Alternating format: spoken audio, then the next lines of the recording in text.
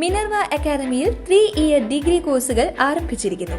Medical lab technology, operation theatre technology, cardiac care technology, dialysis technology, hospital sterilisation CSSD, radiology technology, optometry technology കൂടാതെ hospital management MBA കോഴ്സുകളും ആരംഭിക്കുന്നു. Minerva academy. Contact number 9995373833 അല്ലെങ്കിൽ 9895841933. Minerva academy, skill and professional studies.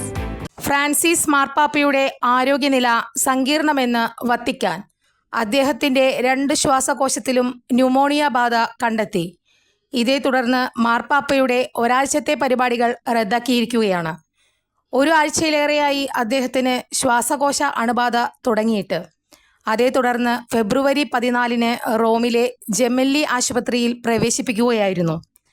ചൊവ്വാഴ്ച ഉച്ചകഴിഞ്ഞ് CT scan നടത്തിയതിനെ തുടർന്നാണ് അദ്ദേഹത്തിന് pneumonia ബാധിച്ചതായി സ്ഥിരീകരിക്കപ്പെട്ടതെന്ന് Vatican press office അറിയിക്കുന്നു. പോളിമൈക്രോബയൽ അണുബാധയുണ്ടെന്നായിരുന്നു നേരത്തെ കണ്ടെത്തിയിരുന്നത്. ഇതിനായിട്ടുള്ള പ്രത്യേക തെറാപ്പി ചികിത്സയാണ് ഇപ്പോൾ നൽകുന്നതെന്നും വത്തിക്കാൻ പ്രസ്താവനയിൽ പറഞ്ഞു. നേരത്തെ നൽകി വന്നിരുന്ന ചികിത്സയിൽ മാറ്റം വരുത്തിയിട്ടുണ്ടെന്ന് ഇന്നലെ വത്തിക്കാൻ പ്രസ്താവനയിൽ അറിയിച്ചിരുന്നു. ഫ്രാൻസിസ് മാർപ്പാപ്പ പൂർണ്ണ ആരോഗ്യവാനായി തിരികെ എത്തട്ടെ എന്നാശംസിച്ചുകൊണ്ട് ലോകമെമ്പാടു നിന്നും പ്രാർത്ഥനകളും ആശംസാ സന്ദേശങ്ങളും ലഭിച്ചുകൊണ്ടിരിക്കുകയാണ്.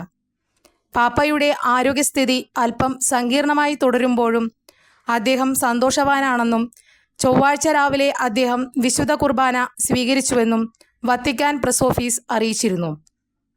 പകൽ സമയം അദ്ദേഹം വിശ്രമവും പ്രാർത്ഥനകളും വായനയുമായി ചിലവഴിക്കുകയാണെന്ന് പ്രസ് ഓഫീസ് വിശദീകരിച്ചു.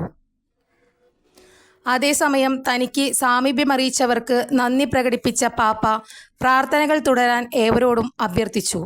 പനി, നാഡീവേദന, ഹെർണിയ എന്നിവയുൾപ്പെടെ സമീപ വർഷങ്ങളിൽ മാർപ്പാപ്പയ്ക്ക് അനാരോഗ്യം ബാധിച്ചിരുന്നു. കൂടുതൽ വാർത്തകൾക്ക് ഞങ്ങളുടെ ചാനൽ സബ്സ്ക്രൈബ് ചെയ്യുക. ഫേസ്ബുക്ക് ഫോളോ അപ്പ് ചെയ്യുക.